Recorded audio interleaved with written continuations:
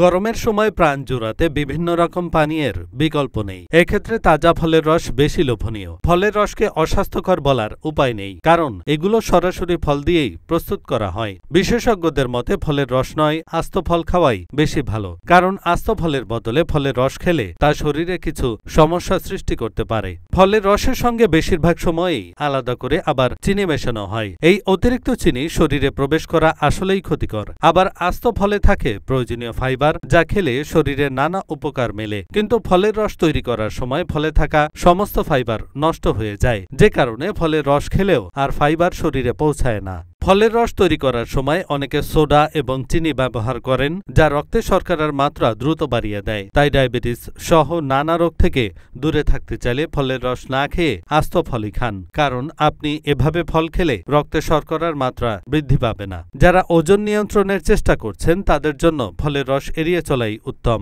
কারণ ফলের রস খেলে অতিরিক্ত ক্যালোরি আপনার শরীরে চলে যায়, যে কারণে ওজন বৃদ্ধি হওয়ার সম্ভাবনা বেড়ে যায়। এর বদলে যদি আস্ত ফল খাওয়া হয় তবে সেক্ষেত্রে ওজন বেড়ে যাওয়ার ভয় থাকে না। ফলে যেমন পুষ্টি থাকে, ফলের রসে তা থাকে অনুপস্থিত। ফলে থাকা ভিটামিন, খনিজ এবং অ্যান্টিঅক্সিডেন্ট রস তৈরি করার সময় নষ্ট হয়ে যায়। তাই সঠিক পুষ্টি পেতে চাইলে আপনাকে ফলের রস না খেয়ে আস্ত ফলই খেতে হবে।